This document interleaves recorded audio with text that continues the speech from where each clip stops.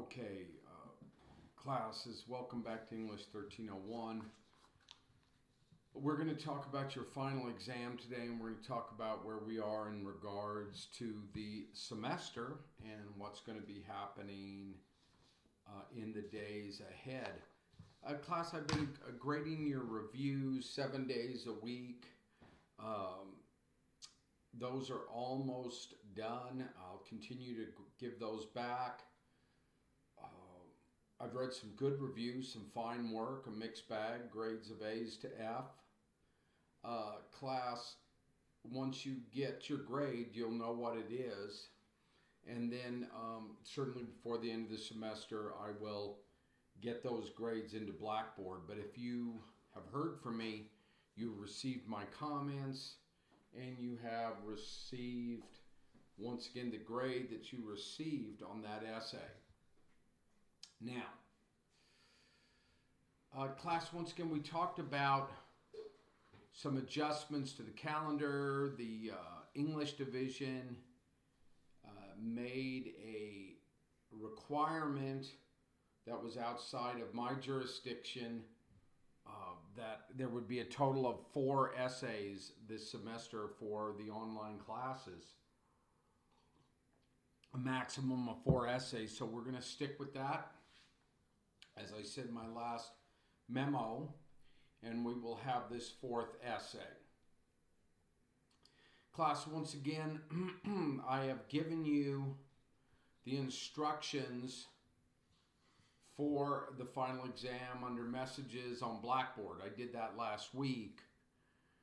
And so let's talk about what's going to be required of you. In regards to the end of the semester, you'll be required to write one more essay, a final essay, and it's going to serve as your final exam and final essay. And once again, for this essay, you're not required to go to the Writing Center because you've done that all semester long. But you may get assistance there, class, if you wish. In addition, you will turn in only the final draft of this essay to me, and you will turn it in through Blackboard Messages as you have turned in your other essays this semester. While all of your other essays this semester have received letter grades, this one will be graded pass or no pass, or pass or fail. If you pass the essay, there will be minimum comments on it. This is the type of grading that we do and have done before for exit exams in English classes, especially when we used to do group grading. So if you pass, there will be minimal comments because I've commented on your essays all semester long.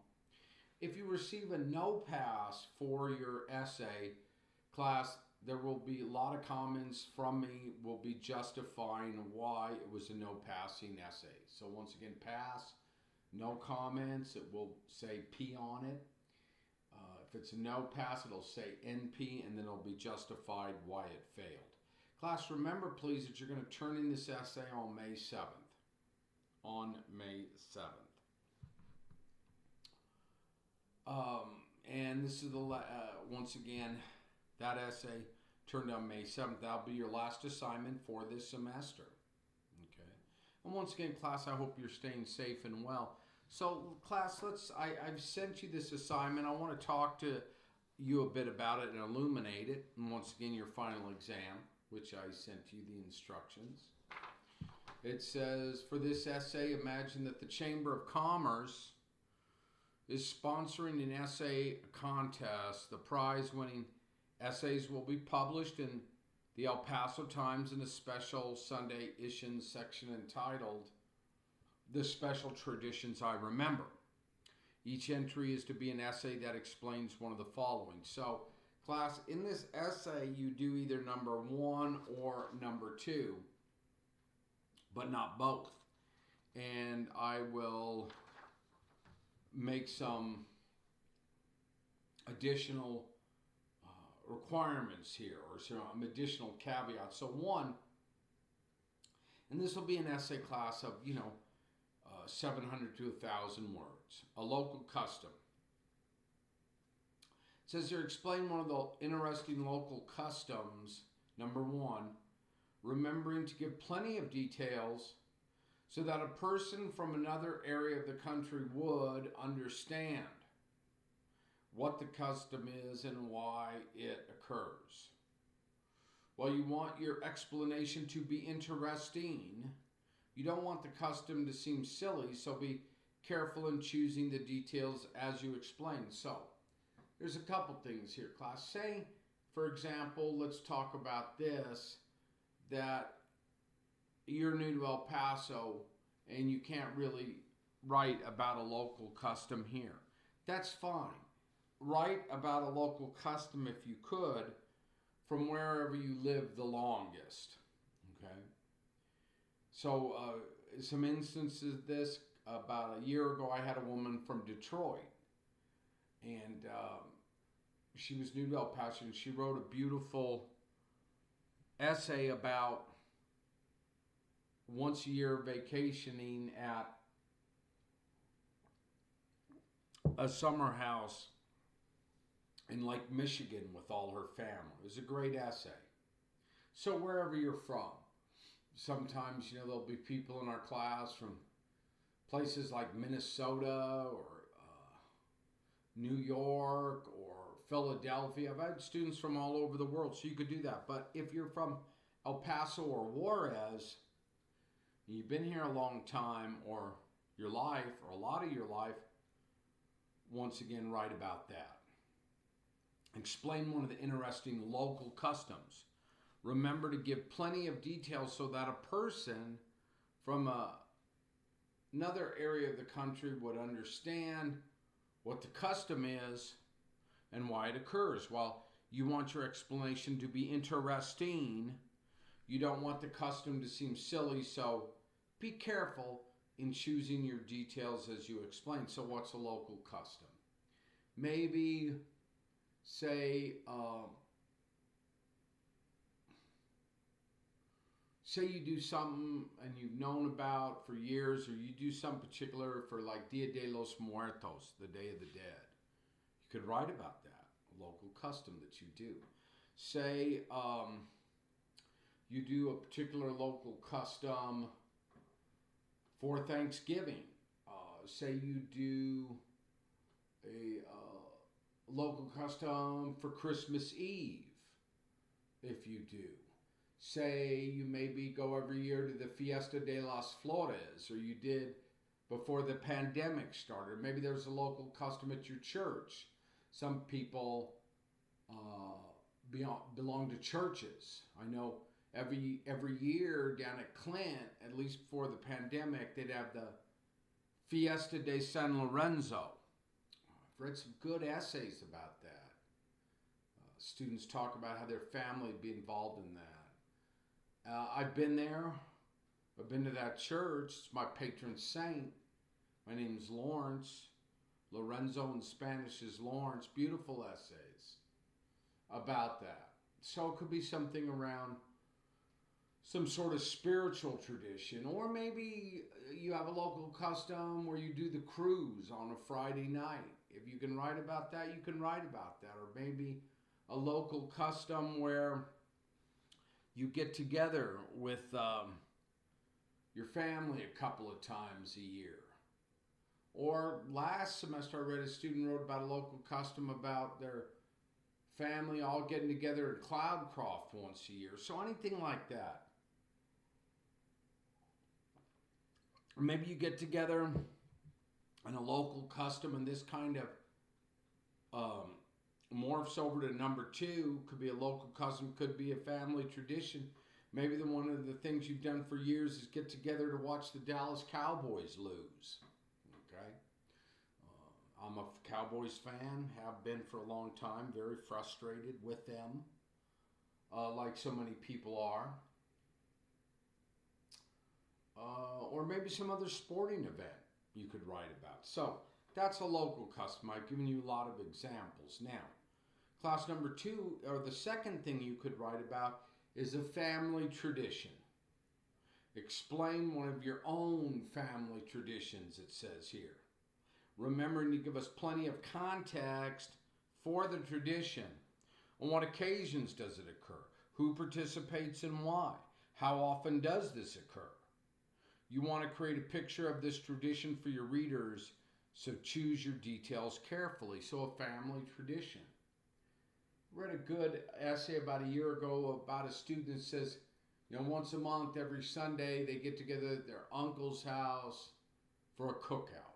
And in that essay, they talked about what each person in the family does for that cookout. Who brings the meat, who takes care of the cervezas or the beers, or who takes care of making side dishes, and they all come together. That's nice. Family tradition. Maybe there was a time where you gathered for Mass, or you went to a church, or some sort of spiritual celebration in your family. Maybe it's a Hindu celebration. Maybe, once again, a Jewish celebration. Maybe a Catholic celebration. Maybe a Muslim celebration. Family tradition. Could you write about that? Explain. It says here, class, one of your own family traditions. Remember to give us plenty of context for the tradition. On what occasion does it occur? Who participates and why? How often does it occur, etc. Class. You want to create a picture of this tradition for your readers, so choose your details carefully. Maybe it's a family tradition of getting together for a particular person's birthday. Okay? Maybe it's a family tradition of playing music together once a month. Maybe it's a family tradition of having a cookout at Wet and Wild once a year. Maybe it's a family tradition of gathering at your grandmother's house for Christmas Eve. Whatever, class. Something that you do together, once again, a family tradition. As I was talking about these, I was thinking of some of my own growing up. What we had where I grew up. How every Christmas Eve, for a lot of years, the Molinas would show up at our house. And they would bring homemade tamales to us. This was back in South Central Los Angeles, long time ago. They'd bring tamales, and my mother would do some, and their tamales were good, Mr. and Mrs. Molina. God love them. They'd bring homemade tamales, and my mom would do some homemade bacon. Usually she'd have Irish soda bread. And my father at that time, pretty much at that time, had quit drinking. But Mr. Molina hadn't. And it was cool. My father knew that Mr. Molina would always want to taste. So my father always had Irish whiskey in the house. And I remember him pouring he'd have to do it kind of clandestine so Miss Molina wouldn't get upset. But he'd pour Mr. Molina a good couple of shots of Irish whiskey. A beautiful celebration that we'd have Christmas Eve. I miss the Molinas. But I don't need to get all into retrospection here or in some sort of melancholia for the past. Those were good times, and times change. So if you have anything like that, class, I'd like to read about it. Right from the heart.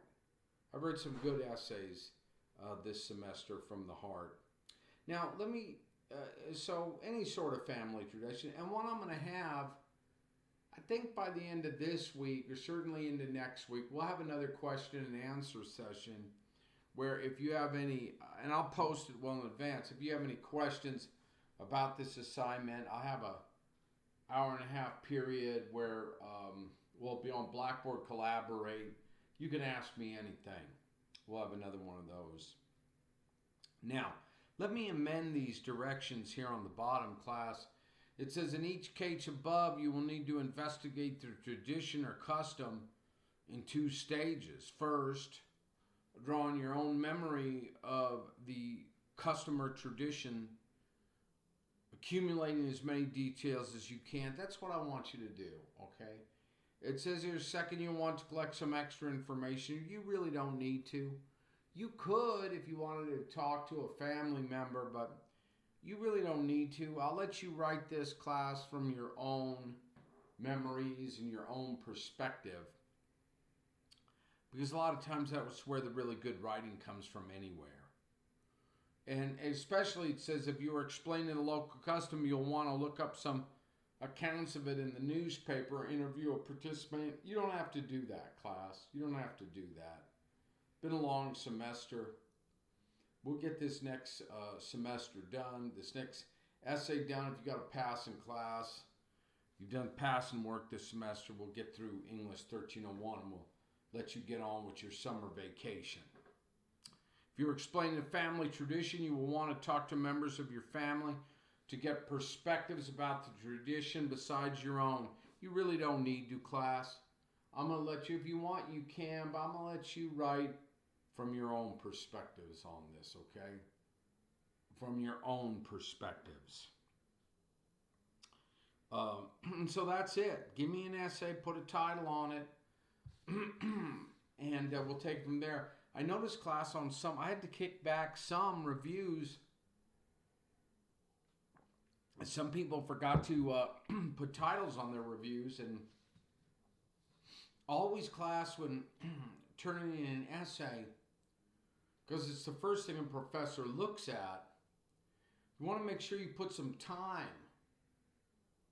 into your title, because that's the first thing a professor's going to look at.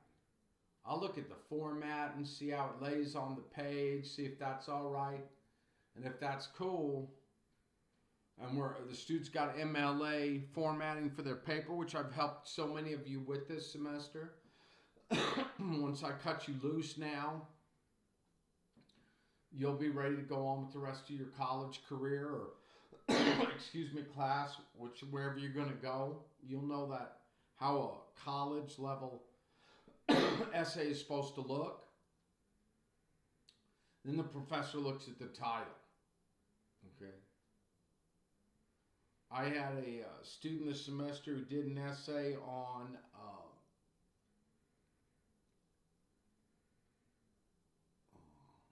Leo's Mexican restaurant on the west side. And so the title to their essay was, and it looked good, they've done good work this semester. Title of their their review was Leo's. I was like, no, that's not a title. That doesn't take any skill. So I kicked it back to the student. I said, come on. Show me that you can be creative. Show me that you can give me a good title that takes some thought. Then they kicked it back to me with a good title and I graded it. But no, I'm not going to. Class, you got to give a teacher your best. So give me some good titles on these. Give me some good titles on these. So, class, that's going to be just about it now. So, I think this is going to be the my last lecture for this semester. So once again, most probably by the end of this week or for sure early next week, I'll have a question and answer session. If you have any questions, you can ask me. I think I've done a pretty good job explaining your final exam. Once again, remember that it's going to be due on May 7th. Get it to me May 7th so I can get these graded and I can start wrapping up the semester as we need to wrap up. Class, let me make some final comments here. It's been a good semester. I mean, we've been in strange times, class, with the coronavirus and the pandemic and the online teaching and all these things. But, life goes on. And I've read some good work this semester. I've, helped some students. That's what I'm here for. And once again, class, if you didn't get the work done, you didn't get it done on time, and it was a bad semester, don't beat yourself up. Because that happens. There's always next semester. And then, say you had a semester, because I've had some students write me this semester, oh, Mr. Welsh, halfway through the semester, I know I messed up. I haven't done any work. What should I do? Drop the class. I can't help you at that juncture. I set students up for success.